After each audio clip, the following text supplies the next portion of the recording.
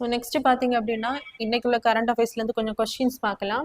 ஜப்பானில் நடைபெற்ற டெஸ்ட் லிஃபிங்ஸுக்கான போட்டியில் 25 மீட்டர் பிஸ்டல் ஆடவர் தனிநபர் பிரிவில் தங்கம் வென்றவர் யார்? ஸோ இதற்கான சரியான பதில் பார்த்தீங்க அப்படின்னா இந்தியாவை சேர்ந்த அபினவ் தேஷ்லால் தான் தங்க பதக்கத்தை வந்து பெற்றிருப்பார். நெக்ஸ்ட் பார்த்தீங்க அப்படின்னா எந்த அரசியலமைப்பு சரத்து உச்ச நீதிமன்ற தலைமை நீதிபதி பதவியேற்பை பற்றி கூறுகிறது? ஸோ இதற்கான சரியான பதில் வந்து ஆன்சர் டி 124.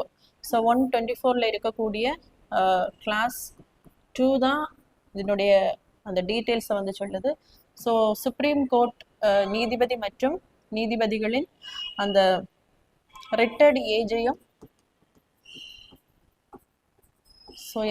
ஏஜையும் இந்த ஆர்டிகிள் தான் கான்ஸ்டியூஷனில் வந்து சொல்லப்பட்டிருக்கு. நெக்ஸ்ட் பார்த்தீங்க அப்படின்னா யுஎன்எஃப்சிசியின் 30வது உச்சி மாநாடு எங்கே நடைபெற்றது? ஸோ யுஎன்எஃப்சிசி அப்படிங்கிறது United nation framework convention on climate change. So இதனுடைய 30வது உச்சி மாநாடு பார்த்தீங்க அப்படின்னா பிரேசிலில் இருக்கக்கூடிய பெலம்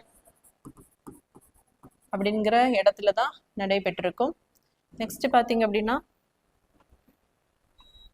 ஸோ யுஎன்எஃப்சிசியின் உச்சி மாநாட்டின்படி 2035ஆம் ஆண்டுக்குள் ஆண்டுதோறும் எவ்வளவு நிதி திரட்ட ஒப்பந்தம் போடப்பட்டுள்ளது? ஸோ இதற்கான சரியான பதில் $1.3 ட்ரில்லியன். தமிழ் புதல்வன் திட்டம் எந்த மாணவர்களுக்கு வழங்கப்படுகிறது? ஸோ இது பார்த்தீங்க அப்படின்னா அரசு பள்ளியில் அரசு மற்றும் அரசு உதவி பெறும் பள்ளியில் தமிழ் வழியில் பயின்ற மாணவர்களுக்கு தான் இந்த தமிழ் புதல்வன் திட்டமானது வழங்கப்படுகிறது.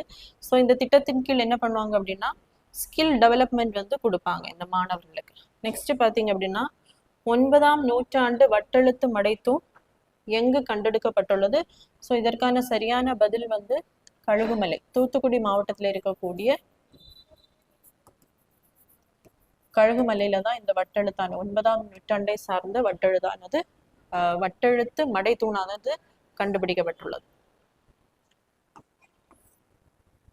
ஸோ நெக்ஸ்ட் பார்த்தீங்க அப்படின்னா சண்டிகரை தலைநகராக கொண்ட 2 மாநிலங்கள் எது? ஸோ இதற்கான சரியான பதில் பஞ்சாப் அண்ட் ஹரியானா. ஸோ 1966ஆம் ஆண்டு தான் பஞ்சாப் ரீஆர்கனைசேஷன் ஆக்ட் கொண்டு வந்திருப்பாங்க. ஸோ அதன்படி தான் பஞ்சாப்ல இருக்கக்கூடிய அந்த ஹிந்தி பேசக்கூடிய மக்களை தனியாக பிரித்து 17வது மாநிலமாக ஹரியானாவை வந்து உருவாக்கி இருப்பாங்க. ஸோ இந்த பஞ்சாப் மற்றும் ஹரியானாவினுடைய அந்த தலைநகர் பார்த்தீங்கன்னா சத்தீஸ்கர் தான்.